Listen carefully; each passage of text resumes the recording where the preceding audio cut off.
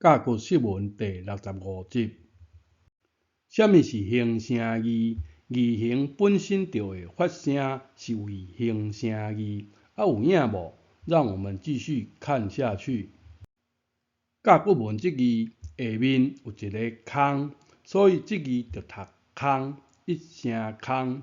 换另一个角度来看，顶面的体形，意思是乌空的时爱当作 ing， 当作 ing， 闽南语讲工，所以这字还有另一个读音工，一声工。这字甲骨文演变做现代的这字，文音读工，鼻音读空，例句做工工课。这字为何读课？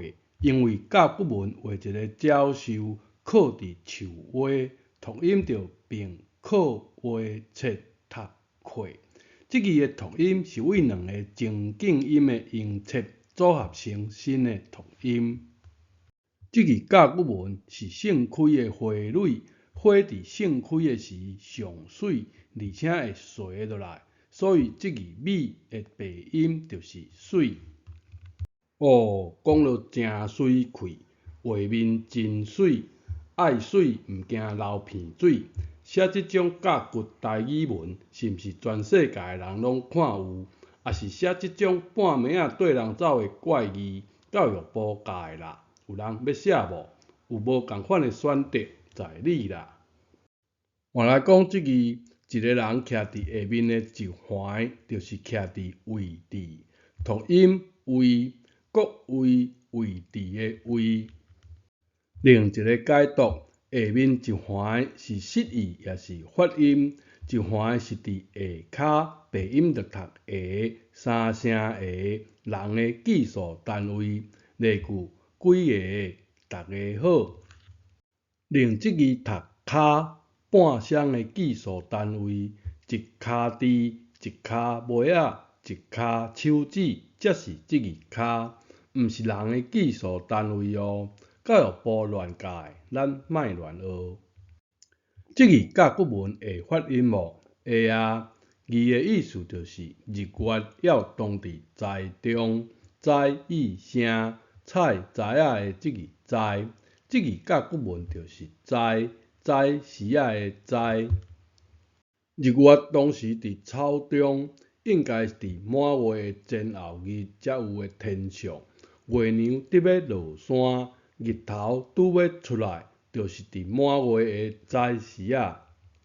一飞冲天是往上冲，冲水是往涂骹是向下，无共方向写共义冲，有啥物冲突呢？台语就较无即种困扰。往下的呛水，咱写这字呛。冲啥物意思？水之中，是毋是即种水之中？伫海天一线的画面，浮出海面，看起来就是伫空中，所以讲一飞冲天，写这字水之中的冲。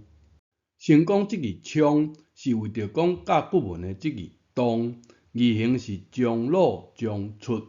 箭头的出就是说文解字讲的动也，会使加一句动意声，所以读音动。为落水的方向冲出来，就是日出东方的方向。伫甲骨文的时代，落水就是渤海湾的方向，毋是树木的方向。树木若只伫东方，真奇怪吧？东方甲一木这种五行之说，是1000年后的汉朝才有的讲法。这集讲的甲骨文的字形本身会发声，甲骨文是流声字，发闽南语的声。工嘛有空，课鸟兽课伫树蛙，花垂落来时上水。位置有一个释义也是发音的下，在时仔在意声。东是冲出落水方向的日头。形声字，这个字是形声字无？这拢毋是汉字，汉朝进前无安尼的读音甲意思，这是拼音字。只有音字形本身无意思。